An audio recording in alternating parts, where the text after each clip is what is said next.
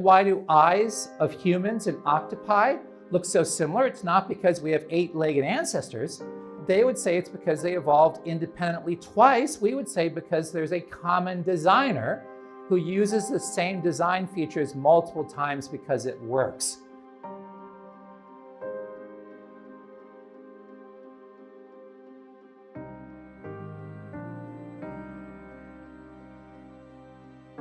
Thank you. It's a pleasure to be with you to speak about this important topic.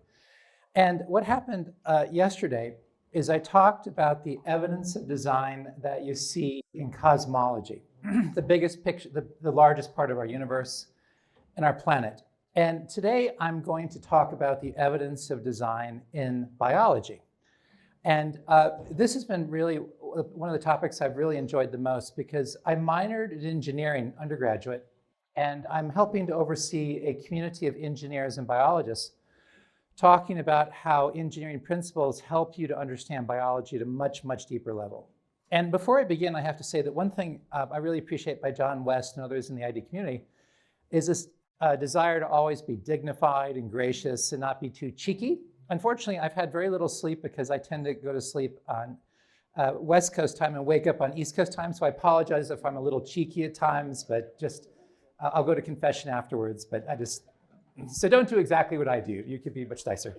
But one thing we talked about yesterday, and something that Logan Gage will talk about more, is that this debate about design goes way back to ancient Greece, about 500 BC, between people like the atomists and people like Plato, Aristotle, and Socrates.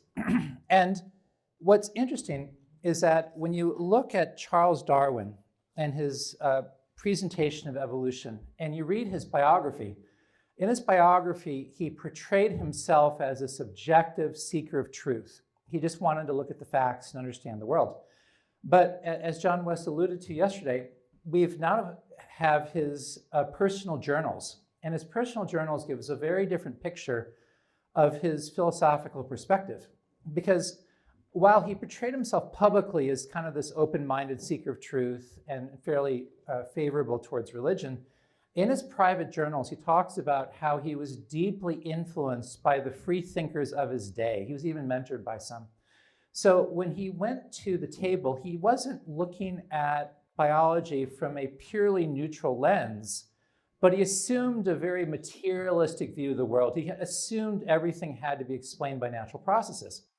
And what's really interesting is you can trace the atomist or materialist tradition all the way from ancient Greece down to Darwin. Because about the 1st century BC, you had a Latin poet named Lucretius who wrote a poem talking about how you had this sort of netherworld with all these animal parts, and they would all mix and match in random ways. And then some of the resulting entities would survive and some wouldn't survive. So you really see, even back in ancient Greece, you have this very primitive idea of natural selection. In fact, near the end of Darwin's career, he talked about how his ideas of heredity and inheritance were virtually identical to people like Hippocrates. So this idea of evolution is not something that came with Darwin, but it goes all the way back to ancient Greece. In fact, anytime you see a culture where philosophically they want to detach themselves from higher powers, they'll always embrace an evolutionary framework that isn't all that different from what we have today. That's just a little bit of a backdrop. But what's really interesting is when you look at his ideas of natural selection, a lot of them are quite helpful and quite accurate.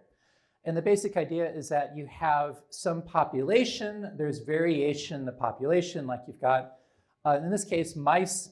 Some of the mice are light colored, some are dark colored. And of course, if you've got a hungry fox in a dark background, the fox will eat the light colored mice. So what happens over time is that the variation for light color goes away. So on average, the mice become darker and darker and darker. That's the basic idea of Darwinian evolution. There's a lot more technical details. If you're really curious, Stephen Jay Gould has a great book called The Structure of Evolutionary Biology, where he unpacks the philosophical assumptions very, very effectively. Now, this is really not controversial. Also, another idea he had was very insightful, because when he went to the Galapagos Islands, he noticed that you have all these different finches. Some finches are darker, some lighter, some of the beaks are larger, some of the beaks are shorter. And he said, it looks like they all came from a common ancestor. So some finches came to the Galapagos Islands a long time ago. It turns out to be millions of years ago.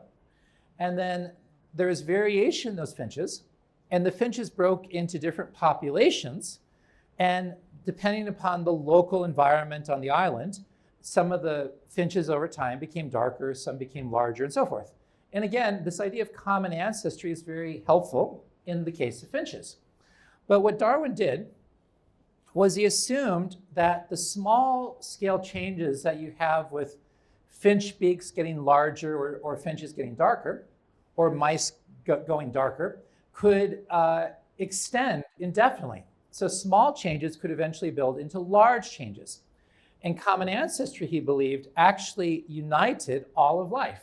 So you have what's called the tree of life, Darwin's tree of life, where you have something, probably a simple cell formed a long time ago in his mind, and then it became more complex because of natural selection, and it split off into the major branches of the tree of life. So you have things like animals and plants and bacteria, and then each of these branches split into smaller branches. That would be like different types of mammals, like a cow versus a whale versus an elephant versus a human. And then what we have at the top of the tree is the species we have today. So all the similarities we see in life today go back to a common ancestor where those similarities began, which is the root of, or the trunk of the tree of life. That's the basic idea. Now, what was really remarkable is when you read his writings, he actually alludes to William Paley. And William Paley was a natural theologian, had the famous watch argument. And William Paley said is when you go into the forest, if you see a watch, you see all the intricate parts that are designed to fit together. And that points to a creator. Well, Darwin used the same language, the same examples, and even the same cadence. And again, Stephen Jay Gould talks about this, but he replaced God with natural selection. So instead of God being the creator, instead of God being the designer, nature designs, nature creates, nature shapes, nature informs. So it was a way he developed what would be considered the creation narrative for secular society. And what happened is that created a dramatic shift, not just in biology, but in all of science and all of society. And this is a famous quote. It's from Francisco Ayala. And he said, it was Darwin's greatest accomplishment to show that the directive organization of living beings can be explained as a result of natural processes, natural selection, without any need to resort to a creator or other external agent. And again, this alludes back to Romans 1, where you have this idea that the evidence of design in nature is obvious, but people suppress the truth. And for Darwin, this was a strategy that goes back to Lucretius. In fact, the ancient Greeks, the atomists, had the same basic idea that nature can mimic the abilities of intelligent agents. So we don't need to think about God as our creator because nature is our true creator. This is sort of the logic. And what happened at the same time, and I'm not a historian or philosopher, so other people can explain this much better than myself, but again, other secular philosophies, other skeptical philosophies were taking over the academic institutions, spreading through Europe, eventually the United States. And eventually you find the evolutionary narrative, Darwinian evolution, now called neo-Darwinism or the modern synthesis, was elevated from a scientific theory to a sacred creation narrative. It was sort of the sacred story that was passed down from generation to generation. And the question, of course, I want to deal with is a science. What does the science say? And if you ask anyone about why they think this evolutionary narrative is true, why they believe large-scale changes can take place from random mutations and natural selection, they will give you the same answer.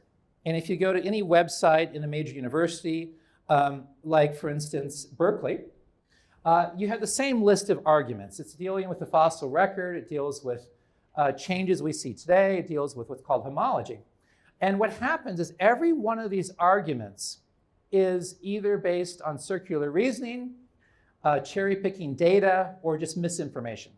And what you find is every argument presented for the creative power of evolution is collapsing or seriously challenged. Now, there are still a few arguments that can reasonably be made for common ancestry. So that's not an irrational perspective, but even those arguments are growing weaker and weaker year by year, and they may completely collapse. But the idea that random mutation and selection can create large-scale changes is at this point not based on any serious evidence. But these arguments are still passed down from generation to generation like a catechism, a faith tradition that people just repeat.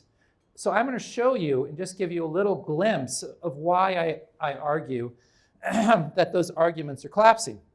So the first argument is from the fossil record. People 20, 30, 40 years ago would say, if you look at the fossil record, you consistently see gradual transformations. You go deeper in the rocks, which is further in the past, and you see those organisms are very different, and they gradually changed over time.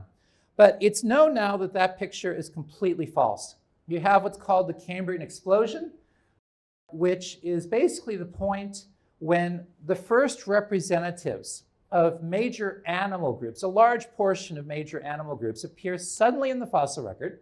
They don't all appear at the same time, but every time something new appears, it appears very suddenly. And here's just sort of a picture from the Cambrian explosion, lots of radically different organisms that seem to just appear out of nowhere. And you don't see a tree-like structure.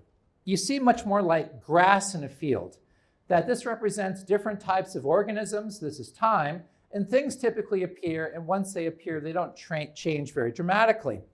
And what you don't see is series of transitional fossils, series of organisms, as you go back in time, gradually turning into something fundamentally different. Now, there's a really nice paper that's more recent. If you go back to Stephen Jay Gould or Eldridge in the 90s, they talk about this. But a more recent paper is by Eugene Koonin. It's called the Biological Big Bang Model for Major Transitions in Evolution. And he's sort of modeling it after the Big Bang in cosmology. And he talks about how the small scale, and Eugene Koonin is a titan in the field. He's one of the most respected evolutionary theorists. He's a very prolific writer and kind of a polymath in many ways. And Koonin says that he knows the small scale changes you see today, like with Darwin's finches, bacterial resistance, cannot explain the sudden transformations in the fossil record because evolution today is too slow and the changes are too small. So he argues something very, very different happened in the past. Now, you might be asking yourself right about now, if you're very astute, what about all these fossils that you see in museums? What about what appears to be a beautiful transition from an ape-like creature to a human-like creature? Here's more of a depiction of that. Well, that is a gross misrepresentation of the evidence. In fact, leading paleontologists who are experts in human fossils and hominid fossils, like for instance, the author of this article says, we have all seen the canonical parade of apes, each one becoming more human. We know that as a depiction of evolution, this lineup is tosh. That's sort of UK for inaccurate. Yet we cling to it. And this is the challenge. And to really appreciate how this imagery works, I want to use an analogy. Anyone see the movie WALL-E? Yeah, WALL-E is a cute movie. What happened is the Earth is being heavily polluted, so humans leave the Earth. And there's these mounds of trash, And imagine, hypothetically, that aliens come to Earth after people have left, and what they do is they start to look into this trash. And what they find is lots of similar artifacts. They find cars and buses and bicycles, and they all look very, very similar.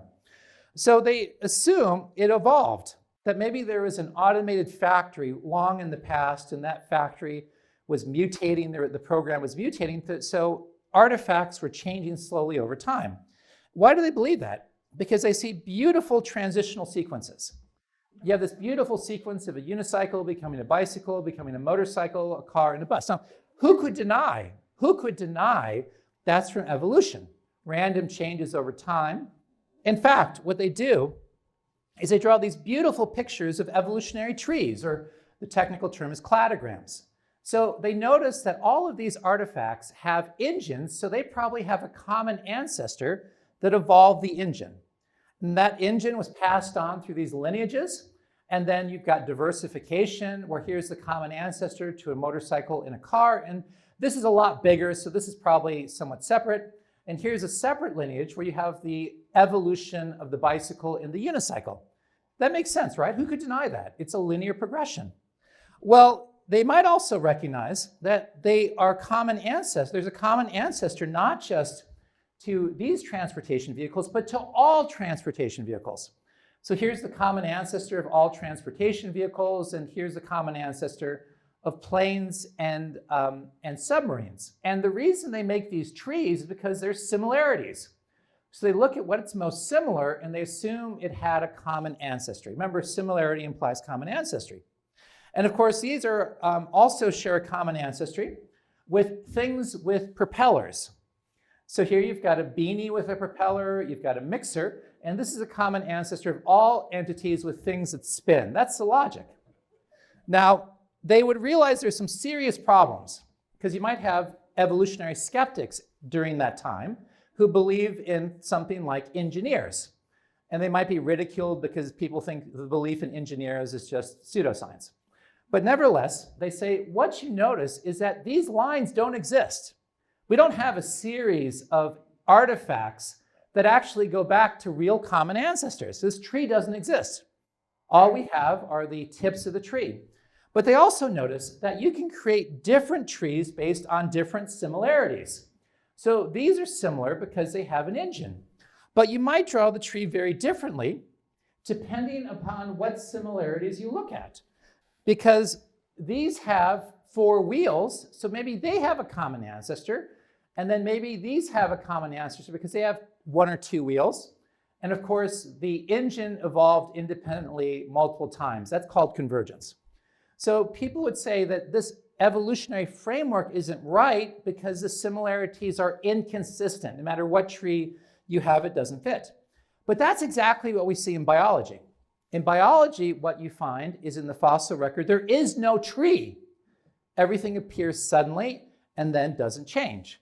And you can artificially put certain fossils into a nice sequence, but each of those fossils also appeared suddenly, and then after it appeared, it didn't change. And what evolutionists try to do is they try to create these trees based on similarities in species. Like all mammals are believed to have a common ancestor because mammals all have milk and hair and things. But again, the similarities in nature are so inconsistent with any tree that the assumption that similarity implies common ancestry actually doesn't work very well. Like, why do eyes of humans and octopi look so similar? It's not because we have 8-legged ancestors. They would say it's because they evolved independently twice. We would say because there's a common designer who uses the same design features multiple times because it works. That's sort of the difference in assumptions. Now, of course, there's many other serious problems. Like, another serious problem is the issue of mutations. Because if you look at all mutations that take place in nature, any mutation that creates a significant change, the sort of change that could radically alter something, is harmful. There are no mutations that are non-harmful that could drive a large-scale change. That's a big problem. The mutations we see are minor, insignificant, if they're non-harmful. In fact, they often degrade information even if they're not harmful. Like, why do we have polar bears? It's because you had bears that were brown, where a mutation caused the gene that produced dark hair to work less effectively, and that's why polar bears have light-colored hair. You're not adding information typically, you're degrading information. Analogy would be, if you have a car and you get into an accident, maybe that accident will cause your passenger door not to open. And what happens if you go through a dangerous city where there's carjackers, that could be beneficial. But no matter how many accidents you get into, you'll never make a large-scale change. In fact, if you look at what it takes from, let's say, a land animal, like a wolf, to become a whale, you have massive numbers of changes that take place. You've got countercurrent blood vessels, sonar, tail fluke, the list goes on. These are massive transformations. And what happens is to believe that random mutations could drive that is kind of like arguing that you have a car that you're always driving and you get into several car accidents, and eventually those car accidents build up until you produce a submarine. That's the challenge. And of course, another problem is timescales. Because if you look at how long it takes it believed for a land animal to evolve into a whale, at maximum, it's about 8 million years according to the standard dating. Well, if you look at mathematically, how long would it take for a whale-like creature to accumulate 2 specific mutations in an individual? 2 mutations in one individual that are specific. It would take about 40 million years on average. So in the time that you have for a land animal to become a fully aquatic mammal is insufficient for even 2 specific mutations to appear. While to get all of those transformations, you're talking about millions of mutations at least. It would be an enormous transformation. So mathematically, it doesn't work. It's kind of like if you have a person who's a pole vaulter, it'd be like arguing that you could, with better nutrition and better training, pole vault to the moon under your own power. That's the disparity between the time that's available and what's required to drive these changes. Now, what's happened is a lot of top-level evolutionary biologists will say the same things I'm saying. They'll say, yeah, these are problems, these are problems. And that's why, as John West alluded to, there was a Royal Society meeting in London, New Trends in Evolutionary Biology, where all these top-level evolutionary theorists came together. I was at that meeting. And the first speaker talked about, Gert Müller, he talked about how natural selection, the standard evolutionary model, cannot explain large-scale changes. And throughout the conference, people presented alternative mechanisms, but there was not one shred of evidence produced that any evolutionary process could drive a large-scale change. It's in a very serious place. Now, that's the negative argument, but let's talk about the positive argument, because what we're finding is that the positive evidence for design, direct design, in life is growing year by year by year. And all of the assumptions that evolutionists have traditionally had based on a blind, undirected process are collapsing, and the assumptions of design are becoming more and more supported. And let me just talk a couple of those. And I can't help but to mention my favorite foil. His name is Nathan Lentz. And he is a biologist who's an atheist that presents the standard view of what evolution should produce. And this is from his book on Human Errors, a panorama of our glitches from pointless bones to broken genes. He says, we have retinas that face backwards, the stump of a tail, and way too many bones in our wrists. We have nerves that take bizarre paths, muscles that attach to nothing, and lymph nodes that do more harm than good. Our genomes are filled with genes that don't work, chromosomes that break, and viral carcasses from past infections. He goes on. This is why our throats convey both food and air through the same tiny space, and why our ankles have 7 pointless bones sloshing around. It's like a maraca, I suppose. If you shake, you kind of hear those bones sloshing around. Fixing either of these poor designs would require much more than one-at-a-time mutations could ever accomplish. To suppose that these living things were separately created is to view the creative agent as whimsical, bungling, a mediocre engineer, and unintelligent designer. So that's the first assumption of evolutionists have had. Life should look badly designed much of the time because evolution is a blind process. Here's another one of my favorite characters. His name is Jerry Coyne. He's an atheist.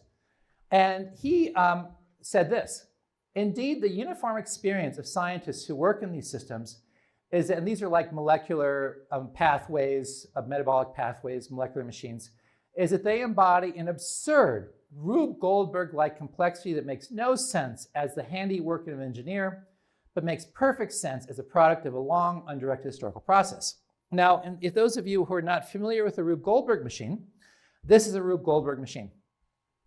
This is Professor Potts, and he wants to wipe his brow automatically. So to create this napkin wiper, he has a parrot, a cracker, a spoon, strings, a little rocket, a lighter, a clock, and lots of weird things. And a Rube Goldberg machine is essentially you're trying to create some ridiculously complex machine from other machines, which weren't designed to work together, but you kind of throw them together in this bizarre way to accomplish some task in a way that's highly inefficient and nonsensical. That's a Rube Goldberg machine. That's what he says life should look like if it's the product of a blind, undirected process, because you just got random mutations, throwing things around, and eventually something works by chance. That's the idea. Well, it turns out both of those assumptions have been proven to be false. Consistently, as critics would say that this looks badly designed in nature, as our understanding of the biology has increased, and as engineers have come to the table to look at it, they quickly realize it's actually optimally designed. It's perfectly designed. Let's look at the eye. The eye is interesting because the photoreceptors don't face towards the light, they face away from the light. So the light comes this way, it comes up. So the light has to go through all these other cells before it gets to the photoreceptors. And people said that's a bad design. But that's actually not the case. The problem is photoreceptors require enormous amounts of energy, and they produce enormous amounts of waste. So the photoreceptors are embedded in this epithelium tissue, and what happens is that allows them to get a direct supply of nutrients and fuel and metabolites to regenerate. Also what happens is your photoreceptors have what are called discs, and these discs contain the molecules that detect the photons, and they're burning out all the time. So because they're embedded in this tissue, there's a very complex interaction between these cells where the top layers of discs are shaved off so that the cells can rejuvenate themselves. So if the photoreceptors face forward, they would burn out and cease to function very quickly. In addition, you've got these specialized Mueller cells that act like fiber optic cables. So these fiber optic cables take light directly to the photoreceptors, and they have these very narrow channels that employ a quantum technology called quantum confinement to work efficiently. So you're seeing advanced nanotechnology that surpasses what we can do. So this is not poorly designed, it's the only way it can be designed to work. That's just one example. And of course, remember when Nathan Lentz said that the foot-ankle complex is badly designed?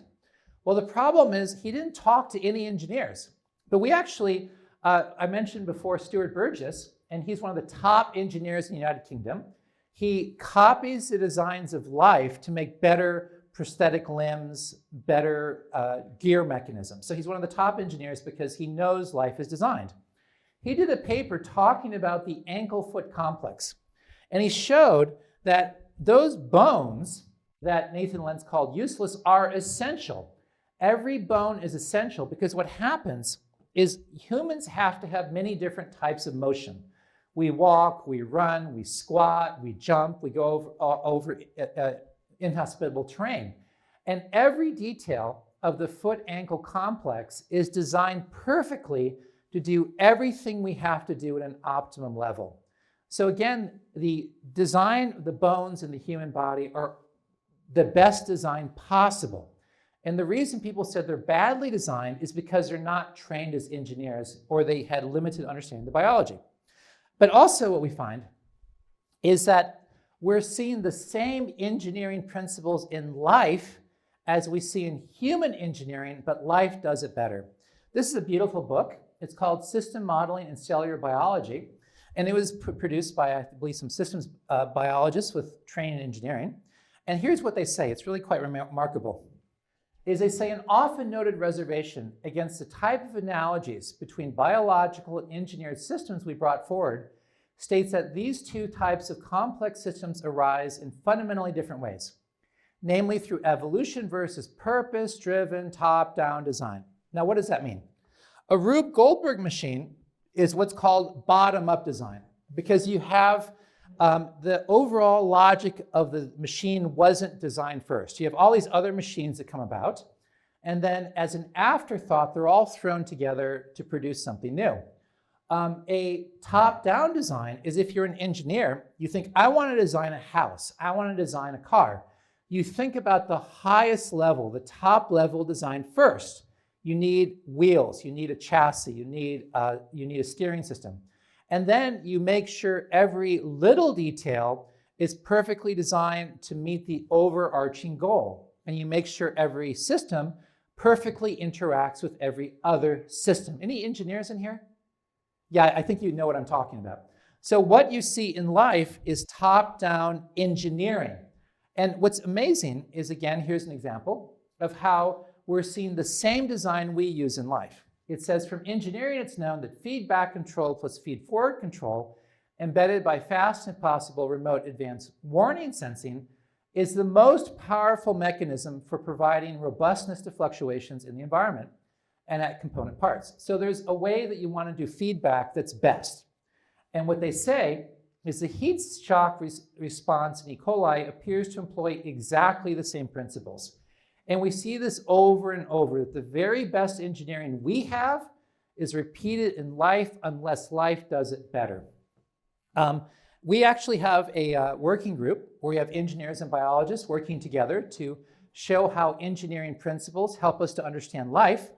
And a really nice book is Your Designed Body by Steve Loffman, who's an engineer, and Howard Glicksman, who's a doctor. And if you look at the logic of the book, they modeled it after systems engineering logic. And they applied a systems engineering lens to biology. And here's just a really nice example. What you find in the hearing system of the human ears is amazing engineering, where every system is designed to work with every other system according to an overarching design plan that's optimally designed for hearing.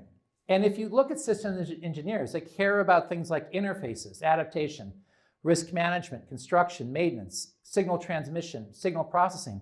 Every one of these concerns is solved through a genius engineering technique in the hearing system. One example, what happens is sound going through air faces greater resistance or impedance than sound through a liquid. What happens is your eardrum is your sound receiver. It vibrates with sound motion. Here is called your cochlea, which is filled with a fluid. It contains sensors that transform the sound energy into electrical impulses, so they convert it. What happens is the impedance of air of sound here is different than here. So if this directly connected to this, all the energy would bounce off because you have to match the impedance. So what you have is three little bones, ossicles, that are perfectly engineered with the right lever arms so that you match the impedance. So all the energy goes from the air to the fluid without losing energy. That's genius engineering. And for this to work, you've got to have three bones of the perfect shape, the perfect size. You have to interconnect them in a way that's absolutely perfect, and you have to mount them to the surrounding tissue at just the right places. It is a theoretical impossibility for this to come about in a gradual, incremental fashion. Because unless those three bones are perfectly engineered, you will not match the impedance and you will not be able to hear well at all. And what happens is you also have things like signal processing. In this channel, it gets more and more narrow. So the channel vibrates in different places for different frequencies. So you have separate nerves that transmit each frequency to the brain independently. That's advanced signal processing. It's like a Fourier transform. You've got risk management. What happens is everything in the ear is very fragile. So if you hear a loud sound, you can easily damage the equipment. But what you have is specialized muscles that attach to these ossicles. So there's a feedback loop. So if the sound is too loud, the brain sends a signal to the muscles that contract that prevent these from vibrating, so it prevents the sound from damaging your ear. What systems engineers can do is they can read the mind of God when he designed this, because God used the very same engineering principles, the same strategies, the same concerns as we do.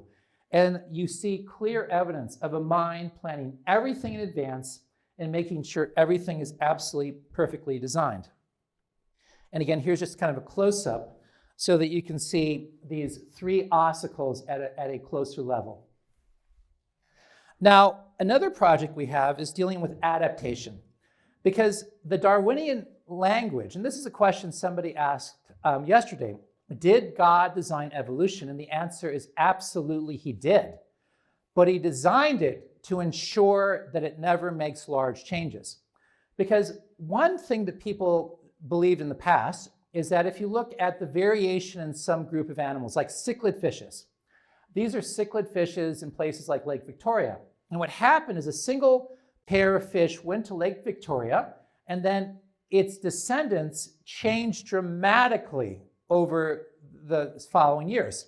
And people said, isn't this an amazing example of what mutations and selection can do? And as it turns out, that interpretation is false. What you see happening in these cichlid fishes is not random mutations entirely, but there are mechanisms in these fish that monitor the environment. And if they're in a certain environmental condition, a juvenile fish will develop into an adult in very different ways. And what they found is if you go to different lakes, you see the same structures, the same patterns emerge very quickly, independently, multiple times. So these internal mechanisms are altering the shape and the structure of the fish in certain ways to best meet the conditions. So if a juvenile fish eats a very hard food, the jaw becomes stronger. If it's in the presence of a predator, its color changes. And again, this is not random, it's pre-programmed adaptations. It's kind of like if you ever drive, any of you ever drive in an automated car? Yeah, I'm a little bit scared too, but what you find in these cars are tracking systems. That the car has a sensor that's monitoring the environment. It has a signal processor that sends a signal to a control system, and the control system tries to figure out when the right conditions are met, and then it has an actuator that turns the wheel to avoid obstacles. This control system logic is what you see in life. In fact, even the mutations that you see in animals are not entirely random. Did you ever see all that variation in dogs? That's not from random mutations, but there's what are called mutational hotspots, where certain parts of your genes will mutate much more quickly in a targeted fashion to create the variation that's most useful for an organism. So what we find is that you do see random mutations that can be beneficial, but that's usually degrading information or creating trivial changes that could never accumulate. But a lot of the genetic changes and a lot of the adaptation is from pre-programmed responses based on engineering. Now, the last topic I want to address in the last few minutes is the origin of life. Because where the evidence of design, I think, is absolutely indisputable is in life's origin. Because if you look at top-level researchers in the origin of life, people like Stephen Benner, one of the leaders in the field, he had a great paper. It's called Paradox in the Origin of Life, and this is what he says. He says, chemical theories, including the second law of thermodynamics, technical babble, suggest that it is impossible for any non-living chemical system to escape evolution and enter into the Darwinian world of the living. In other words, what he's saying is, and this is what multiple people say, is everything we know about chemistry and physics suggests that it is impossible for life to emerge, because for simple chemicals to become a cell, you have to go against everything that nature ever does. So they say that everything we know about science suggests that the origin of life is impossible. But beyond that, when you look at an engineering analysis of a minimally complex cell, any cell you have has to have energy production, selective gateways, active transport, information processing, maintenance, auto assembly, automated repair, waste disposal and recycling, sensors, signal processing, control systems, and global coordination. Any cell that does not have one of these factors is going to break down and decompose into simple molecules. So again, what you're seeing is positive evidence for design that is indisputable in nature. And what happens is, how do they deal with this? Like, I just read a book by Sarah Walker, who's a leading origin of life theorist. And Sarah Walker says in her book that it is impossible for the origin of life to emerge through natural processes, because you need information, you need design. But how does she explain it? How does people like Stephen Benner explain it? How do people like Michael Russell explain it? They refer to selection. Now, the problem is the logic of selection requires that something is reproducing, but they don't care. They simply say nature selected this, nature selected that, nature selected this to form a cell, vetting and choosing and forming. The problem is when you refer to natural selection in that fashion, you're not talking about a real physical process, but natural selection is a demigod. It's a secular, fictitious god that scientists appeal to justify how the appearance of design took place without referring to an actual designer. Thank you.